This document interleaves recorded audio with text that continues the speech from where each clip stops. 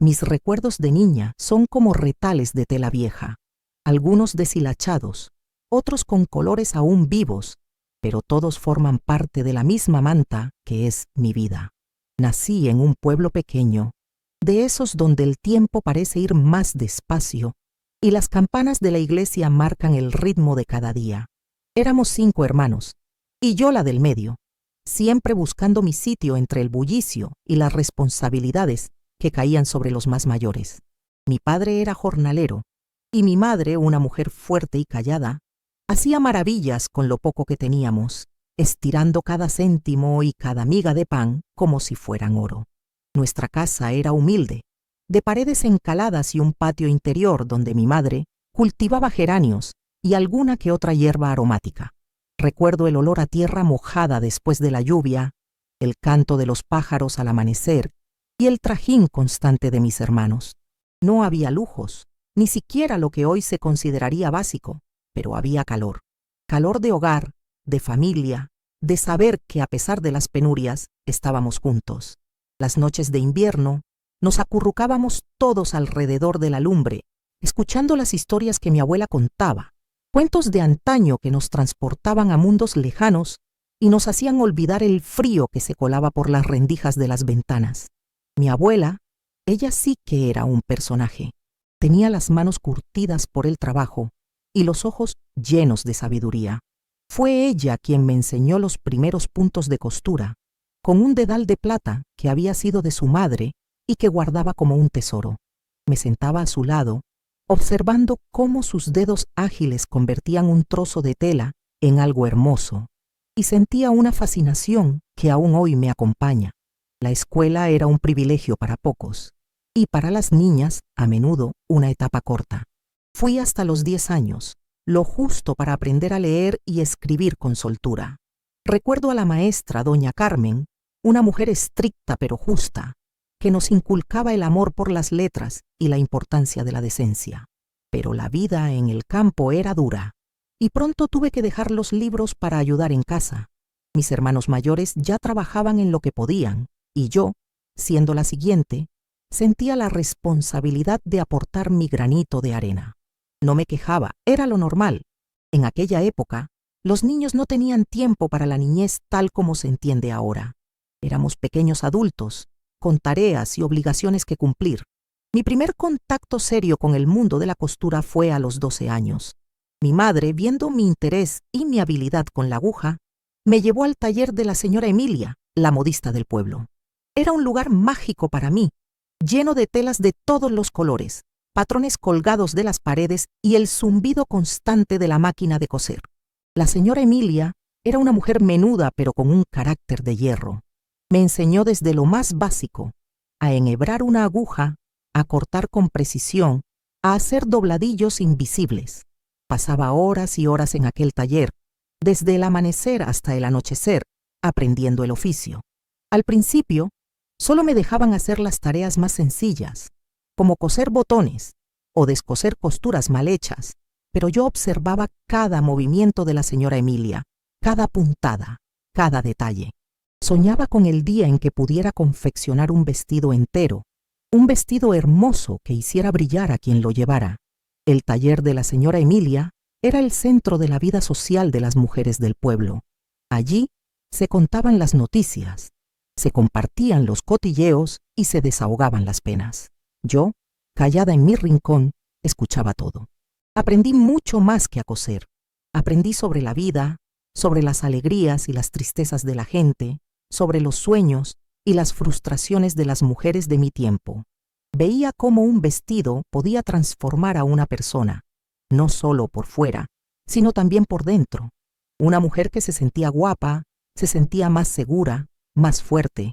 Y yo quería ser parte de eso. Quería crear esa magia con mis propias manos. A medida que crecía, mis habilidades mejoraban. La señora Emilia empezó a confiarme trabajos más complejos. Ya no era solo la aprendiza que cosía botones. Ahora cortaba patrones, unía piezas. Y mi máquina de coser, una Singer antigua que había heredado mi jefa de su madre, se convirtió en una extensión de mis manos. El dinero que ganaba, aunque poco, lo entregaba íntegro a mi madre. Era mi contribución a la economía familiar, mi forma de aliviar un poco la carga. No pensaba en mí, en mis propios deseos, sino en el bienestar de los míos. Mis sueños de juventud eran sencillos: tener un trabajo estable, poder ayudar a mi familia y quizás algún día tener mi propio taller, un lugar donde pudiera crear vestidos con libertad. La vida en el pueblo transcurría con su rutina inmutable. Las estaciones marcaban el ritmo del trabajo en el campo y en el taller. Los veranos eran largos y calurosos, los inviernos fríos y húmedos. Las bodas eran acontecimientos importantes y para la modista significaban mucho trabajo. Un vestido de novia era la joya de la corona, la pieza más importante que una costurera podía confeccionar. Llevaba meses de preparación, de pruebas, de ajustes. Cada puntada debía ser perfecta, cada detalle impecable. Era un símbolo de esperanza, de un nuevo comienzo, de un amor que se prometía eterno. Y yo, con cada vestido de novia que veía salir del taller, sentía una mezcla de admiración y un anhelo secreto por vivir algo parecido. Mis años de juventud pasaron entre hilos, agujas y patrones. Veía a mis amigas casarse, formar sus propias familias, y yo seguía allí, en el taller de la señora Emilia, perfeccionando mi oficio.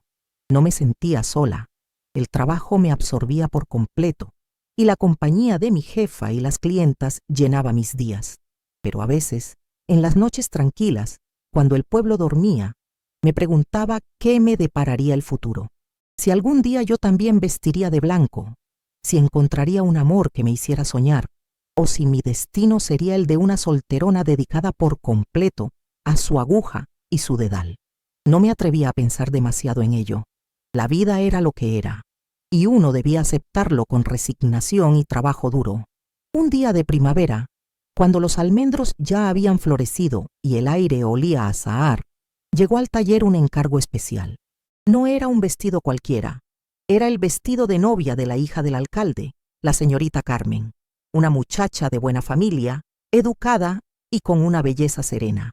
Su boda era el evento del año en el pueblo, y la señora Emilia, con su reputación impecable, había sido la elegida para confeccionar el traje. Yo, que ya era su mano derecha, sentí una mezcla de orgullo y nerviosismo. Sabía que sería un trabajo delicado, que requeriría toda mi atención y mi destreza. La tela era un satén de seda color marfil, suave al tacto y con una caída exquisita. Recuerdo el día en que la señora Emilia me confió la tarea de cortar las piezas principales, de trazar el patrón con la precisión de un cirujano. Era un honor, una prueba de su confianza en mí, y así, con el corazón latiéndome un poco más rápido de lo normal, me senté ante la mesa de corte, con el patrón y las tijeras en mis manos, lista para empezar a dar forma de aquel sueño de seda. Nunca imaginé que aquel encargo, tan solo uno más entre tantos, sería el principio de todo. El satén de seda color marfil se extendía sobre la mesa de corte, una superficie inmaculada que esperaba ser transformada. Mis manos, acostumbradas a la aspereza del lino y la sencillez del algodón, sentían el lujo de aquella tela, su caída fluida, su brillo sutil. La señora Emilia me observaba con su mirada penetrante, una mezcla de confianza y exigencia. Cada corte, muchacha, debe ser perfecto. Un vestido de novia no admite errores. Sus palabras resonaban en el silencio del taller, solo roto por el suave roce de las tijeras contra la seda. Corté las piezas con una precisión casi reverencial, siguiendo el patrón que habíamos trazado con tiza de sastre. Cada curva, cada línea, era el preludio de una forma que vestiría un sueño. Los días se sucedían, marcados por el ritmo de la aguja y el hilo. El taller se llenaba del aroma a tela nueva y almidón. Confeccionar el vestido de la señorita Carmen era un honor, pero también una carga. Sabía que todas las miradas del pueblo estarían puestas en él, y por extensión en nosotras. Cosí el cuerpo, las mangas, la falda, cada puntada dada con la mayor de las atenciones. La señora Emilia se encargaba de los detalles más delicados, los encajes finos que adornarían el escote y los puños, pero a mí me confió el forro interior, la estructura que daría cuerpo y forma al vestido. Era una tarea tediosa, invisible a los ojos, pero fundamental. Una tarde, mientras cosía el forro de la falda, mis dedos tropezaron con algo inusual. No era un nudo en el hilo, ni una imperfección en la tela. Era un bulto pequeño, escondido entre las capas de seda y el forro de algodón. Con curiosidad, descosí con cuidado unas puntadas y, con la punta de mis tijeras, extraje un trozo de papel doblado, diminuto, casi imperceptible. Mi corazón dio un vuelco. En el taller de la señora Emilia, todo era orden y pulcritud. Un papel escondido así era algo insólito. Desdoblé el papel con manos temblorosas. La letra era fina y elegante, pero las palabras pocas y directas me golpearon como un puñetazo en el estómago. Te espero en el olivo centenario al anochecer del día antes. Huye conmigo, tu amor. No había nombre ni firma, pero la implicación era clara, rotunda. Aquella nota era para la señorita Carmen, y hablaba de una fuga, de un amor prohibido, de un destino que se negaba a ser el que le habían trazado. El aire se me hizo denso. El zumbido de la máquina de coser se volvió un eco lejano. Sentí un escalofrío que me recorrió la espalda. El secreto que guardaba aquel vestido ya no era solo de la señorita Carmen, ahora era mío también. Mis manos se quedaron inertes, el papel arrugado entre mis dedos. ¿Qué debía hacer? La primera idea que cruzó mi mente fue correr hacia la señora Emilia, mostrarle la nota, desvelar el engaño, pero algo me detuvo. Una mezcla de miedo y una extraña compasión. La señorita Carmen era la hija del alcalde, una figura intocable en el pueblo. Un escándalo de esta magnitud no solo la destruiría a ella, sino que arrastraría a su familia y quizás a cualquiera que se viera implicado. Y yo, una simple costurera, ¿qué papel tenía en todo esto?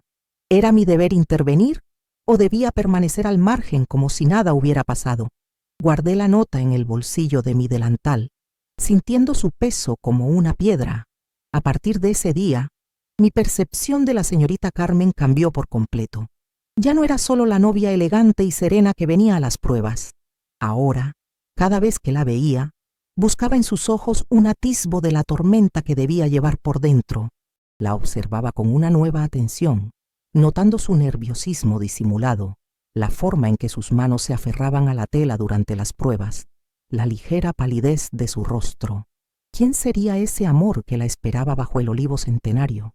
¿Un mozo de la hacienda? ¿Un forastero? ¿Alguien de una familia rival? En un pueblo como el nuestro, las uniones se concertaban con la cabeza, no con el corazón, y un amor que desafiara esas normas era una afrenta imperdonable.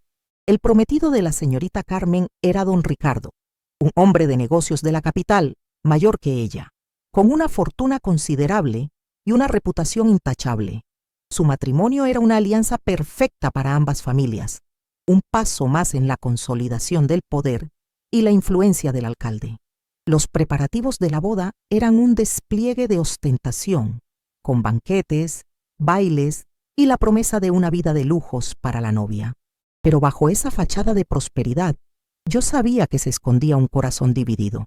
Los días pasaban lentos y pesados. Cada puntada en el vestido de novia era un recordatorio del secreto que guardaba. El peso de la nota en mi bolsillo se hacía insoportable. No podía hablar con nadie. Mi madre, con su pragmatismo y su fe inquebrantable en las normas, me habría reprendido por siquiera considerar la idea de una fuga. La señora Emilia, con su estricto sentido del deber, habría desvelado el secreto sin dudarlo, por el bien de la reputación del taller y el orden establecido.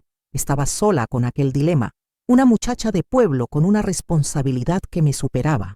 Empecé a buscar al hombre de la nota. No sabía quién era, pero el Olivo Centenario era un punto de referencia conocido, un lugar apartado en las afueras del pueblo, donde los jóvenes a veces se encontraban a escondidas.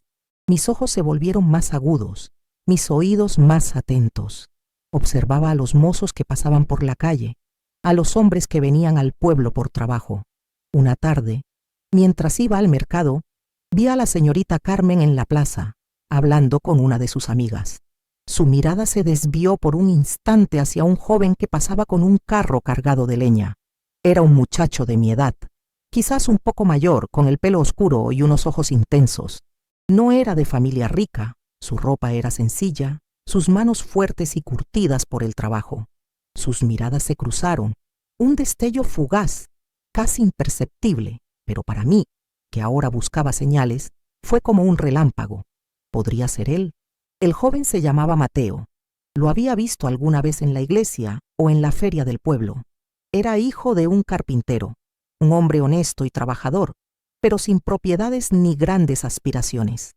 Su familia era humilde, como la mía. La idea de que la hija del alcalde pudiera amar a un carpintero era impensable en nuestra sociedad. Un amor así estaba condenado desde el principio, un desafío a todas las convenciones. Y sin embargo, la nota en mi bolsillo era la prueba de que existía. La tensión en el taller se palpaba en el aire a medida que la fecha de la boda se acercaba. Las últimas pruebas del vestido eran momentos de nerviosismo. La señorita Carmen se probaba el traje, y yo, mientras ajustaba los alfileres, sentía el calor de su cuerpo, la cercanía de su secreto. Podía oler su perfume, un aroma delicado que contrastaba con la angustia que intuía en ella.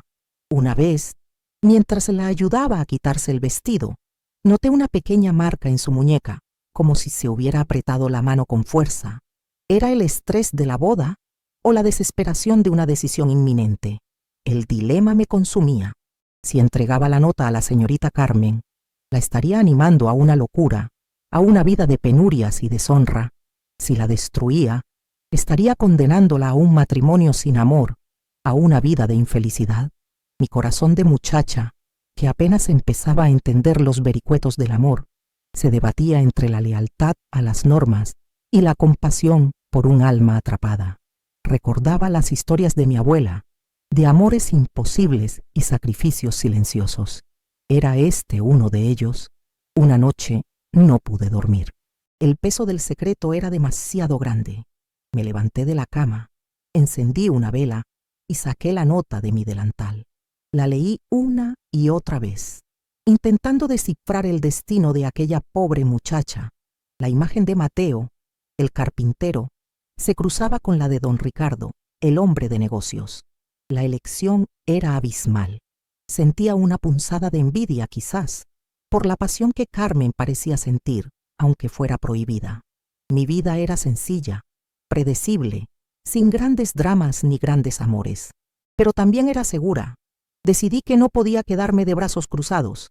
No podía ser la guardiana silenciosa de una tragedia, pero tampoco podía ser la mensajera de un escándalo. Tenía que encontrar una forma, una manera de ayudar sin destruirlo todo. Mis noches se llenaron de insomnio, mis días de una observación constante. Me volví una sombra, una espectadora involuntaria de una historia de amor y desesperación. La oportunidad se presentó una mañana. La señora Emilia me había enviado a casa de la señorita Carmen para llevar unos arreglos finales al vestido. Era la última prueba antes del gran día. La casa del alcalde era imponente, con sus grandes ventanales y su jardín cuidado. Me recibió una criada, que me condujo a la habitación de la novia. Carmen estaba sola, sentada frente al tocador, su rostro pálido y sus ojos enrojecidos. Había estado llorando. Le entregué el paquete con los arreglos y ella me miró con una expresión de cansancio. «Gracias, María», dijo, su voz apenas un susurro. En ese momento, sentí una conexión con ella, una empatía que iba más allá de mi posición de costurera. Éramos dos mujeres, una con el peso de un secreto ajeno, la otra con el peso de un destino impuesto. Mientras le ajustaba el encaje del cuello, me acerqué a su oído, casi sin aliento. «Señorita Carmen», susurré, «el olivo centenario, al anochecer, el día antes». Mis palabras apenas se escucharon, pero su reacción fue inmediata. Su cuerpo se tensó, sus ojos se abrieron de par en par y su mirada se encontró con la mía en el espejo. En ese instante hubo una comprensión tácita, un reconocimiento. Ella sabía que yo sabía, y yo sabía que ella había entendido el mensaje. No hubo necesidad de más palabras. Le había entregado la nota sin entregarla. Le había dado la oportunidad de elegir sin desvelar su secreto a nadie más. Salí de aquella casa con el corazón desbocado, sintiendo que había cruzado una línea, que había tomado una decisión irreversible. Había puesto mi destino en juego, mi reputación, mi futuro, pero no me arrepentía. La imagen de los ojos de Carmen, llenos de una mezcla de sorpresa, miedo y una chispa de esperanza, se grabó en mi memoria. Los días siguientes fueron una agonía. El pueblo bullía con los preparativos de la boda. Los invitados empezaban a llegar de otras localidades. Las calles se adornaban con guirnaldas y flores. Yo seguía en el taller, trabajando en otros encargos, pero mi mente estaba en el olivo centenario, en lo que sucedería la noche antes de la boda. ¿Iría Carmen? ¿Se atrevería a desafiar a su familia, a la sociedad, a todo lo que se esperaba de ella? ¿O el miedo la paralizaría, condenándola a una vida de resignación? La noche antes de la boda, el pueblo se sumió en un silencio expectante. Las luces de las casas se apagaron una a una. Yo, desde mi ventana, miraba la oscuridad, imaginando a Carmen, a Mateo, bajo la sombra del olivo. Sentía una opresión en el pecho, una mezcla de ansiedad y una extraña excitación. Había puesto en marcha algo que no podía controlar, un torbellino de pasiones y consecuencias. No sabía qué ocurriría, pero sabía que, a partir de ese momento, la vida de la señorita Carmen y la mía propia estarían entrelazadas por aquel secreto, por aquella decisión tomada en el silencio de un taller de costura. El amanecer del día de la boda se acercaba, y con él, la verdad de lo que el destino había reservado para todos nosotros. El amanecer del día de la boda llegó con una niebla densa que cubría el pueblo, como si la propia tierra quisiera ocultar lo que estaba por suceder. Me desperté antes de que cantaran los gallos, con el corazón latiéndome en la garganta. La noche había sido larga y llena de fantasmas. Cada sombra, cada crujido de la madera me parecía un presagio. No había podido pegar ojo, imaginando a Carmen bajo el olivo centenario, enfrentándose a la decisión más importante de su vida. ¿Habría ido? ¿Habría tenido el valor de desafiarlo todo? Me levanté de la cama y me vestí en silencio, intentando no despertar a mis hermanos. El aire estaba frío y húmedo. Salí al patio y miré hacia el horizonte, donde el sol apenas empezaba a despuntar, tiñendo el cielo de grises y rosados. El pueblo, aún dormido, parecía contener la respiración. Sentía una mezcla extraña de miedo y una punzada de esperanza. Había encendido una mecha, y ahora solo me quedaba esperar la explosión. En el taller de la señora Emilia, el ambiente era de febril actividad. Aunque el vestido de novia ya estaba terminado, siempre había últimos retoques, los trajes de las damas de honor, los adornos para la iglesia. La señora Emilia, con su habitual eficiencia, daba órdenes y supervisaba cada detalle. Yo, con los nervios a flor de piel, intentaba concentrarme en mis tareas, pero mi mente volaba hacia Carmen. ¿Estaría en su casa, preparándose para la boda, o estaría ya lejos, en algún camino polvoriento buscando una nueva vida? Las horas pasaron con una lentitud exasperante. El pueblo empezó a cobrar vida, con el trajín de los últimos preparativos. Las campanas de la iglesia, que normalmente me traían paz, ese día sonaban como un tañido de angustia. Los coches de los invitados empezaron a llegar, llenando las calles de un bullicio inusual.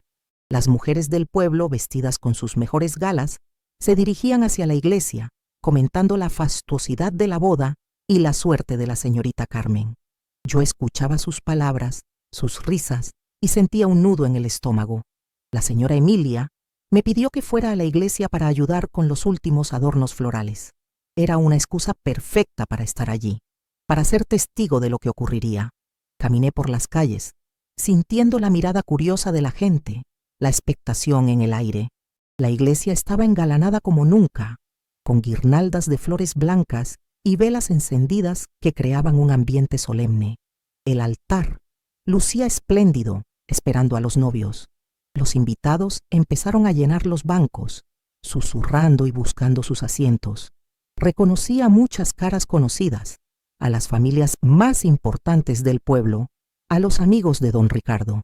El prometido llegó poco después, acompañado de su padrino. Don Ricardo, con su traje oscuro y su porte distinguido, parecía tranquilo, aunque una ligera tensión se adivinaba en la comisura de sus labios. Se situó en el altar, esperando a su prometida. El tiempo se estiró, cada segundo una eternidad. El órgano empezó a tocar una melodía suave, anunciando la inminente llegada de la novia. Las cabezas se giraron hacia la puerta principal. Yo, escondida entre las columnas, sentía el corazón desbocado. Mis manos sudaban. Mi respiración era superficial. ¿Aparecería Carmen o el silencio sería la respuesta? La música continuó, pero la puerta de la iglesia permaneció cerrada. Un murmullo empezó a recorrer los bancos, un rumor apenas perceptible que fue creciendo en intensidad. Las miradas de los invitados se cruzaron, buscando una explicación. Don Ricardo, en el altar, empezó a mostrar signos de impaciencia. Su rostro, antes sereno, se tornó en una máscara de confusión y luego de preocupación. El padre del alcalde, con su esposa a su lado, se levantó de su asiento, su semblante grave. El tiempo siguió pasando y la novia no aparecía. El murmullo se convirtió en un cuchicheo, luego en exclamaciones de sorpresa.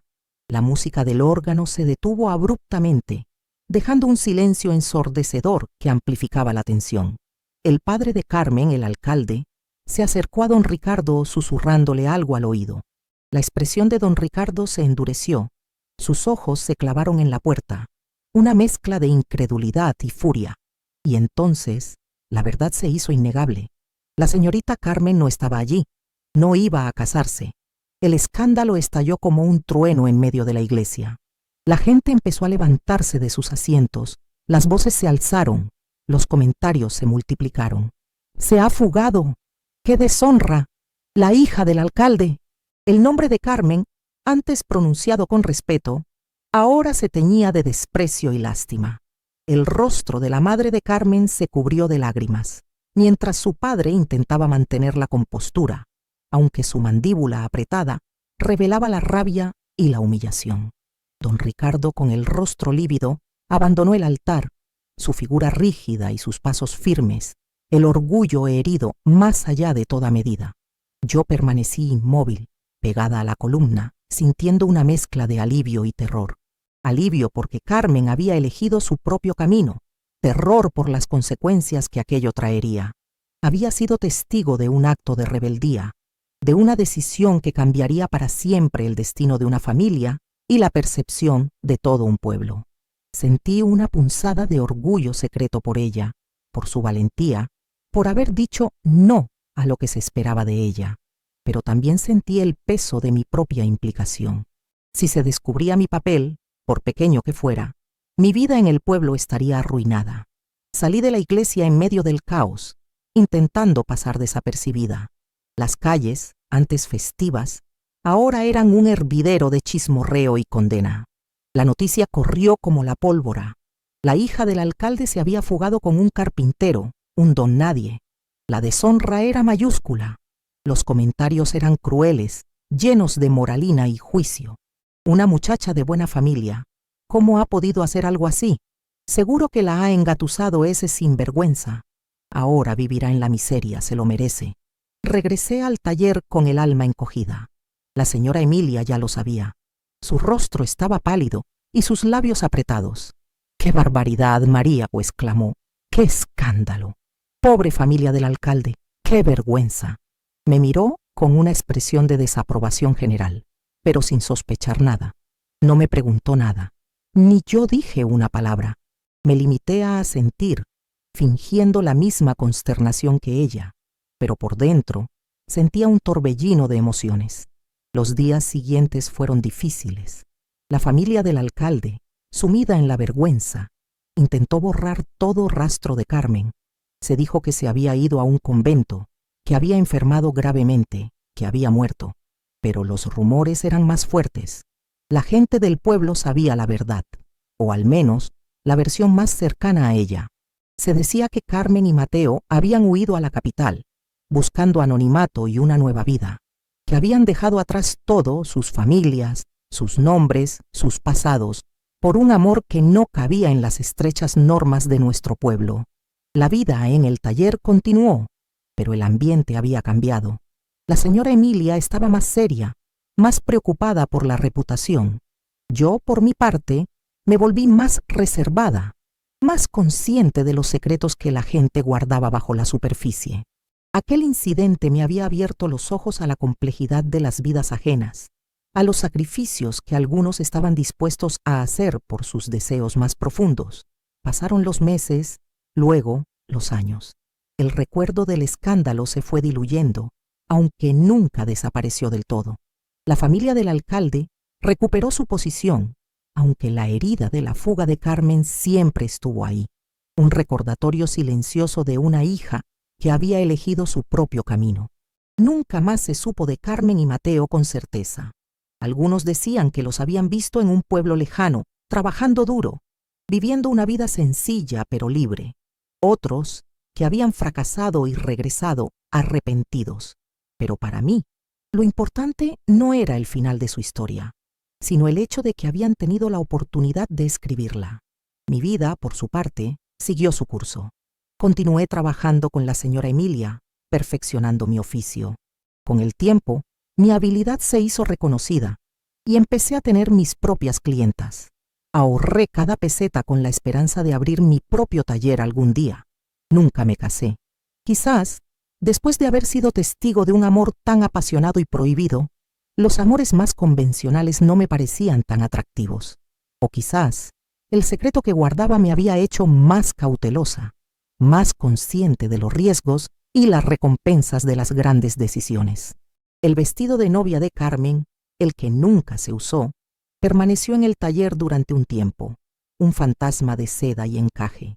La señora Emilia intentó venderlo, pero nadie quería un vestido con tanta historia, con tanto escándalo a sus espaldas. Finalmente, lo guardó en un baúl, envuelto en sábanas de lino, como un recuerdo amargo de un trabajo fallido. Pero para mí, aquel vestido no era un fracaso, era un símbolo de valentía, de libertad, de la elección de una mujer. Años después, cuando la señora Emilia se jubiló, me dejó el taller. Cumplí mi sueño de tener mi propio espacio, mi rincón donde crear belleza con hilos y agujas. Mi taller se convirtió en un lugar de confianza, donde las mujeres venían no solo a encargar un vestido, sino a compartir sus vidas, sus sueños, sus pequeños secretos. Y yo, que había sido testigo de uno de los mayores secretos de mi pueblo, las escuchaba con una empatía que solo la experiencia puede dar. A veces, cuando estoy sola en el taller, con el suave zumbido de mi máquina de coser, mis pensamientos vuelven a aquel día de la boda, a la nota oculta en el forro, a la mirada de Carmen en el espejo. Me pregunto si fue la decisión correcta, si mi intervención fue una bendición o una condena. Pero luego, recuerdo la chispa de esperanza en sus ojos, la valentía de su elección, y sé que hice lo que mi corazón me dictó. La vida es un tapiz complejo, tejido con hilos de destino y de libre albedrío. A veces, una pequeña puntada, un gesto insignificante, puede cambiar el diseño entero. Yo, una simple costurera, tuve la oportunidad de ser parte de ese cambio, de ayudar a alguien a trazar su propio camino, aunque fuera a costa de un escándalo y de un futuro incierto. Y en esa memoria, en ese acto de discreta rebeldía, encuentro un sentido profundo a mi propia existencia. Mi vestido guardaba un secreto, sí, pero ese secreto me enseñó que la verdadera belleza no está en la perfección de las puntadas, sino en la autenticidad de las elecciones y en la valentía de vivir de acuerdo con el propio corazón. Y eso, para mí, es el mejor de los legados.